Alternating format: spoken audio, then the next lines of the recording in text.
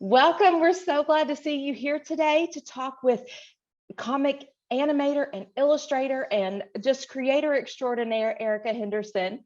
KET Education and the Young Writers Contest are so excited to bring this visit to you. It's really in celebration of our Young Writers Contest. We have added this year a new graphic novel category, which we are really excited about. We love to see all of the things that students create. We've had illustrated story categories and short story categories and even poetry categories, but we are just really excited about this new graphic novel category. And we wanted to bring you all some experts in the field to share some of their knowledge and experiences with you all, so that when you submit to the Young Writers Contest, you will have a leg up because you have talked to these experts. So without further ado, I'm going to hand it over to Erica Henderson, who you may already be familiar with because your libraries may have some of her works either at your school or in your personal libraries. If you have read some of Marvel's Squirrel Girl or Archie Jughead, you probably have seen or know some of Erica's work. So we're really excited about this, and I will turn it over to Miss Erica. Thank you so much for being here. Yeah, no problem. Thank you. I just want to make sure that we can see both of my screens, my hand here, my face. Okay, great. Yeah, I think what I want to talk to you guys about is like what are comics? Because for me, I always feel like I appreciate something more when I like can understand the details of it better. So okay, let's get into what are comics. I think the easiest answer is always like, well, it's a book with pictures. But so is, a textbook. A textbook is a book with pictures. A book with a single drawing in it is a book with pictures. But comics are books where you need to read pictures.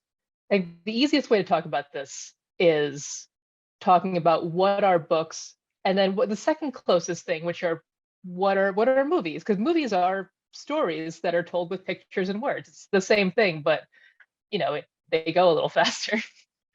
Let's talk about books and how we understand books. When you look at a book, this is what you see. There's the 2 pages, and really what you're looking at is a lot of symbols. Like you don't actually, when you just open a book, you don't instantly know what it's saying. It's just a lot of words.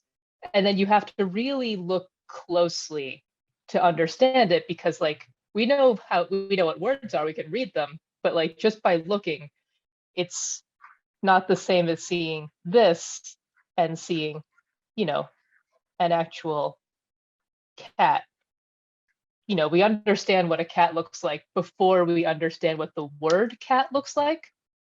And so like books are really, really abstract. You can have all this stuff that, anything can happen in a book. Things that could never happen can happen in a book, but you don't see it. You have to like experience it in this way that's very different than how we see the world. In a movie, we have, what's happening is what's happening. People are talking, the words are coming out of their mouths, the pictures are right there.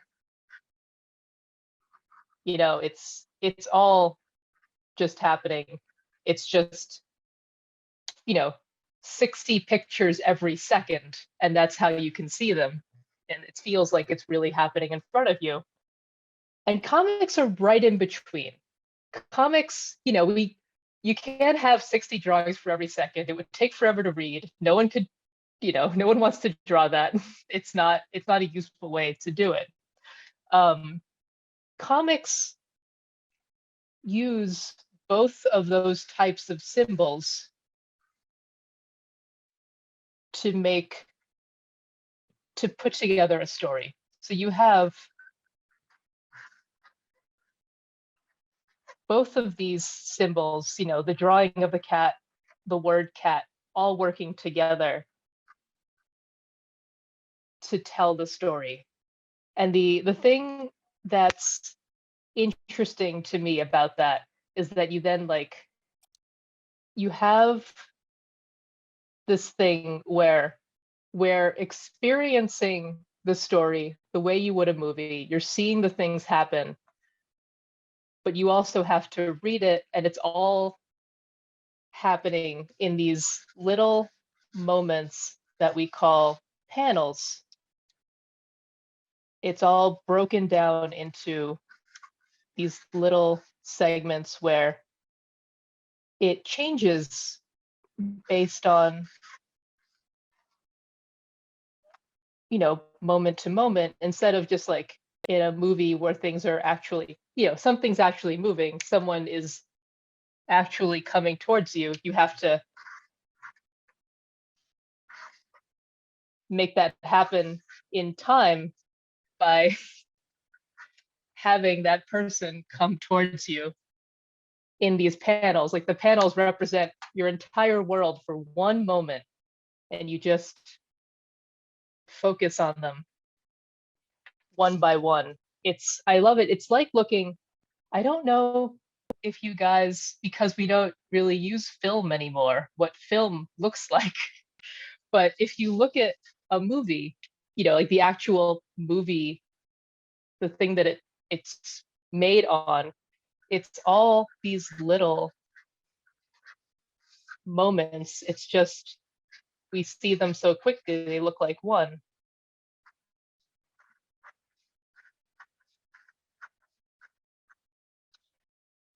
And it's just, it's breaking down that and adding in this extra thing where now we have to like figure out what are the most important things. One of the things that I learned early on that really like just like a mind-blowing just moment about comics.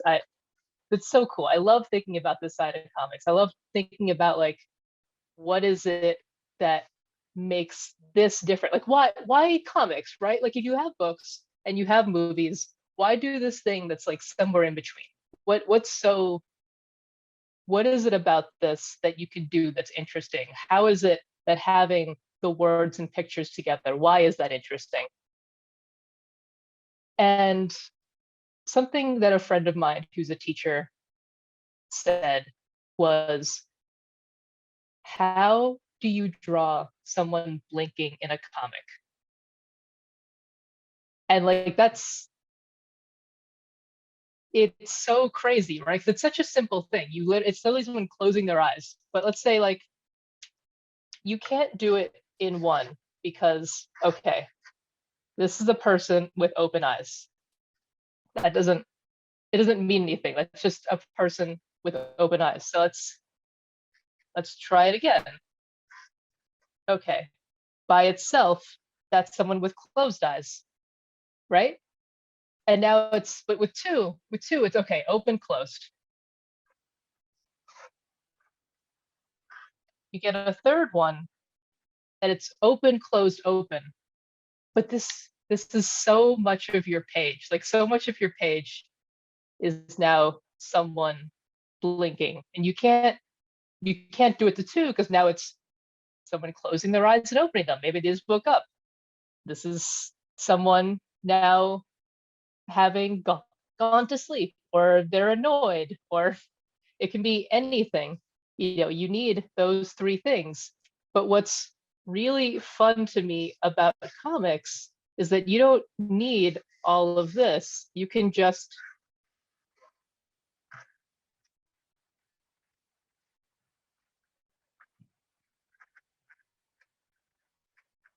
okay, that's really messy. I'm sorry. But you can just write the word blink. You can use words and have them be part of the image. It's so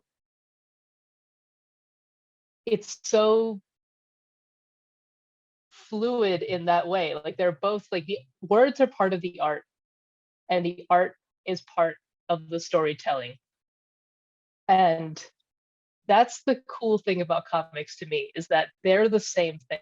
Like you can't separate the two. You take the pictures out of a comic book, it doesn't mean anything. Like maybe you could figure it out, but you don't know that someone's leaving a room while they're yelling. You don't know what they're doing. You just know the things that they're saying. One of the other cool things about it to me, or I don't know, I guess this is less cool and more just interesting info for when you're working on your own, is how do we read a book in English?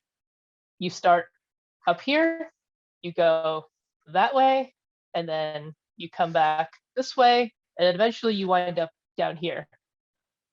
And that's the same thing with comics. You start here, and then you just keep moving along. It doesn't matter so much what the shape is, because we know that we're going to go from here to here to here to here to here, because that's how we read. That's how we read English. And so that's how we read these pictures. And it's the same inside. Let me just draw that again, because I just covered it in a bunch of lines.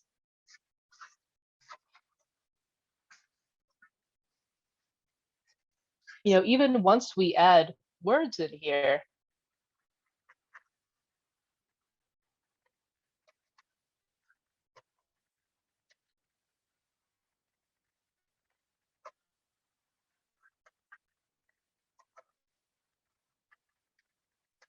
it still works the same way. We're still reading it the way you do left and right, like you would any book. It's the same thing. It's still just a book. We're now just, instead of writing Mary was sitting in a field, there's a drawing of Mary sitting in the field. It's the same thing. We're just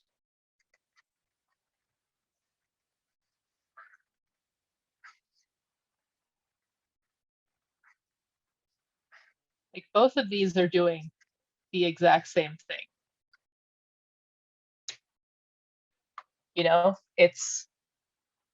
But they're just different ways of telling that story.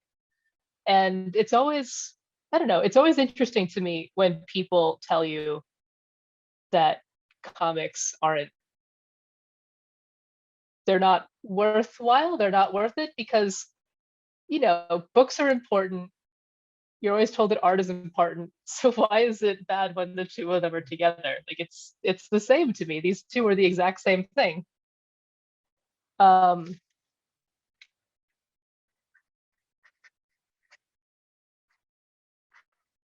It's just a slightly different way of doing it. Instead of like saying all this stuff, you can just experience it. It's a different way of showing things off. There's so much you can do in this space. It can be anything. But the thing that's really interesting is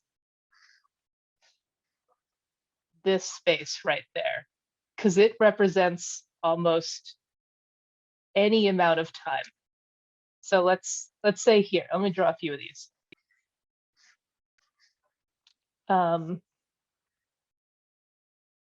So you have a person sitting,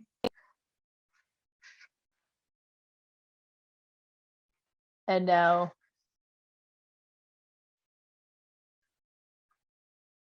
they're looking up. That's, I don't know, 1 second has gone by. But let's think about how much has gone in here with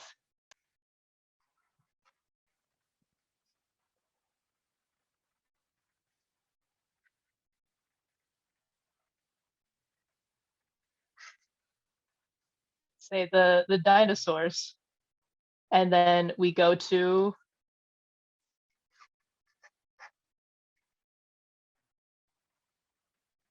a modern city, right? Like, nothing, the same shapes have just happened. Like we have two rectangles basically, but you can do so much with those two because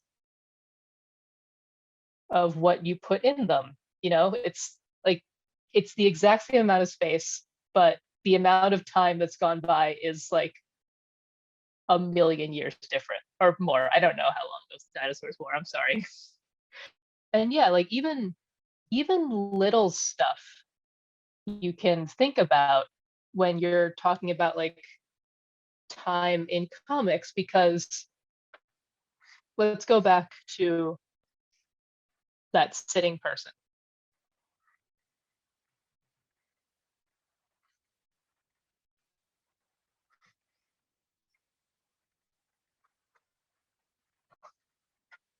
So the first panel there, where the person's just sitting, that could be any amount of time. Like we don't really know, but we see that it's about the same size here as the other one. So you can kind of think like, okay, maybe they kind of took the same amount of time. Maybe they're related because you see the exact same square and you know how long it takes someone to say, oh, hi. It takes 2 seconds. So maybe this was 2 seconds. So what is it? So let's think about like, what does this mean?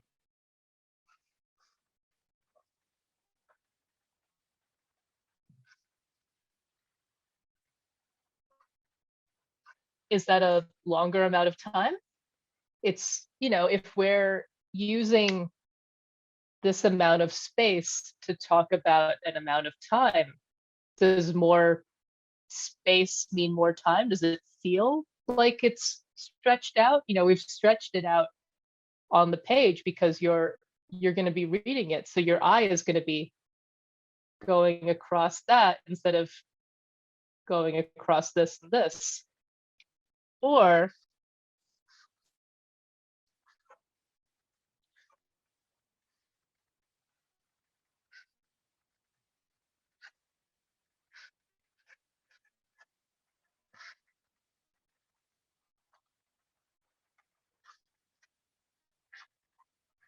does this feel like it's taking more time? You know, we're now just watching someone, you know, we keep showing this person's just sitting there not moving. Like what does this feel like versus this and this first one? Like which they're all now kind of taking up the same amount of space. You know, there's a blank here, but whatever. And yet this one, because we keep showing, you know, the same thing not happening or happening, depending on how you look at it, it's now even more like, okay, this guy's just sitting here and he's sitting here and he's sitting here. One of the other things that's interesting, I talked about movies before and how, you know, you're going to show like every little piece of someone doing an action. It takes forever and it's, you know, it's every little piece of emotion that you see. But we don't have room for that. We have to show what's important. Like in a comic, you only have so much space. And so you have to really like think about what's important in this moment. So this is a guy falling over. So is it important that we see that he's fallen? Is it important that we see that these aren't in sequence, by the way. Don't look at them next to each other. Is it important that we see that he's starting to fall? Because, you know, you can't, I mean, maybe you can show all of these if that's like really important to you, but you're not going to show all the parts of everything that's happening. You know, if I drink my coffee right now, you're not going to show every little piece going up to my mouth and then putting it back down. That takes too long. No one wants to see that. You just want to see,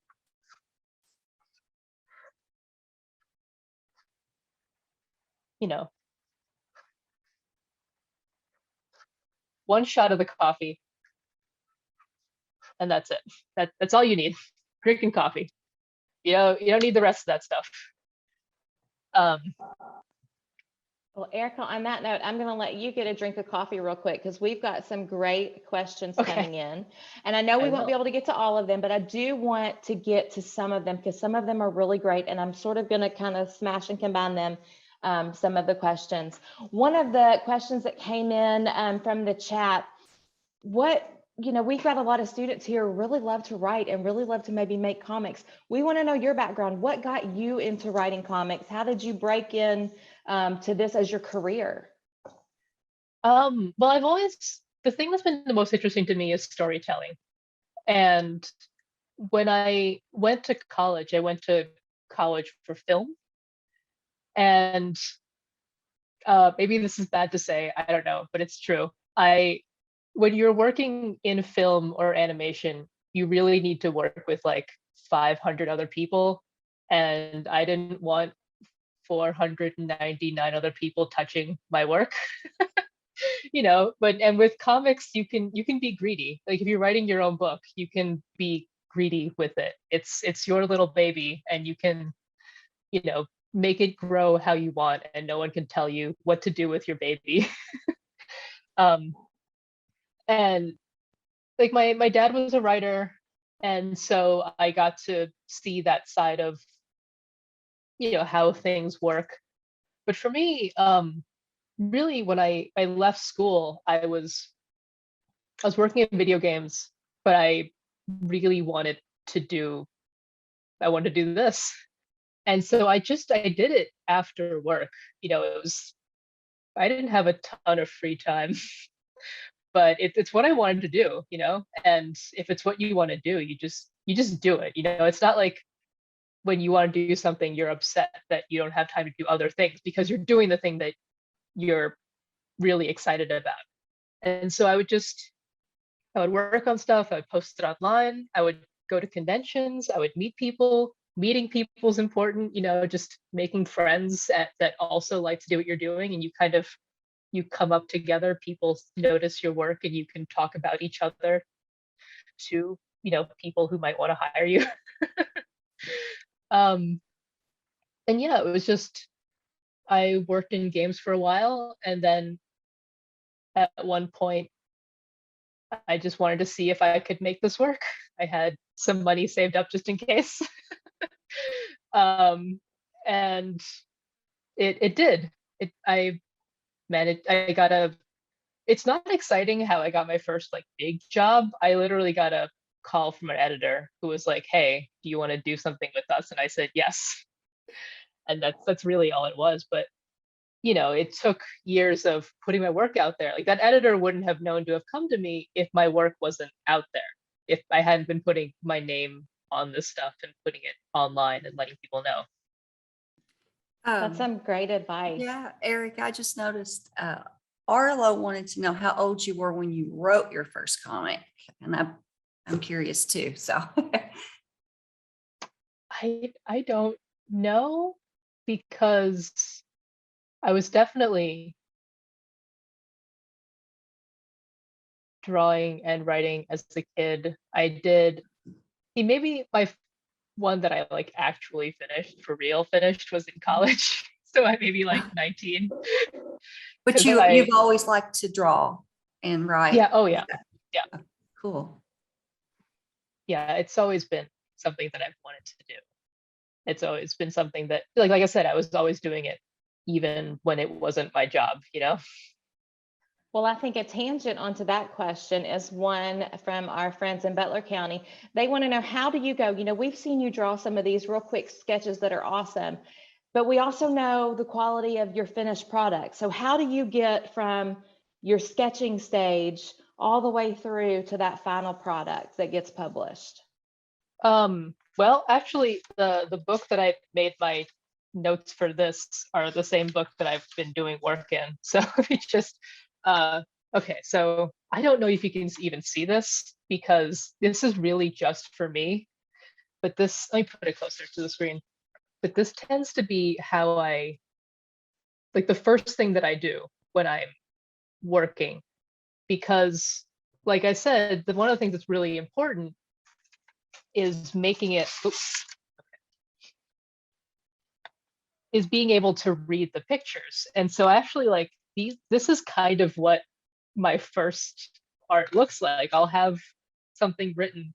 It's like, all right, Marianne's gotta go to the house and she's going to, I don't know, steal some cups and get out of there. And so it's like, okay, well, the first thing I got to do is Marianne's real important. So she's there. And then, and I don't know, I guess we see the house and she's there too, but we don't need to see her clearly because we can see it's Marianne. It's a very good drawing of Marianne. and then we have like her, I don't know, unlocking the door. That's a doorknob. That's what doorknobs look like. So yeah, it's like that's sort of where I start. And then once I have that and I know how the page is going to go, I can then, I mean, first of all, I've had like 30 something years of practice drawing. So then when I get to the part where I'm drawing the first panel, it's like, all right, there's Marianne.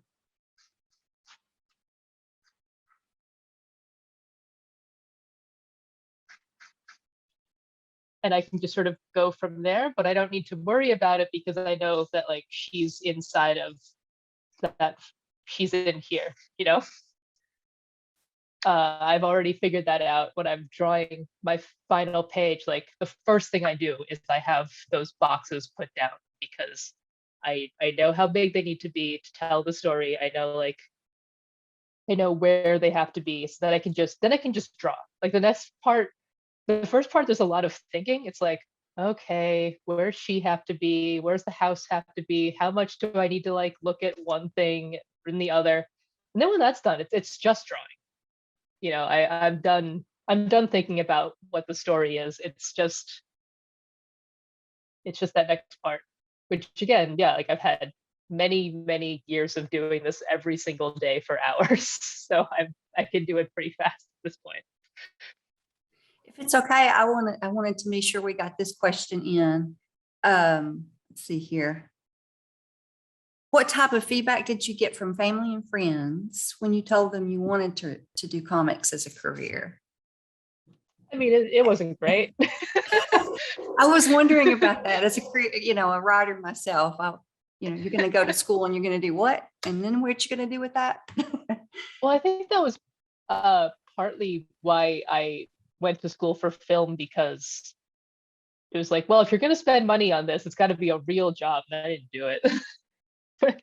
but there's stuff that you can still learn, right? Like I learned a lot about cameras. Like I did a lot of making little movies, and that helped me with storytelling. And so it was a thing that I was still practicing and learning. But yeah, that was the move that I made because my mom was not having it. and then it, Erica, I will say, I'm so proud that you followed your passions. I hope your mom recognizes what a wonderful job you have done.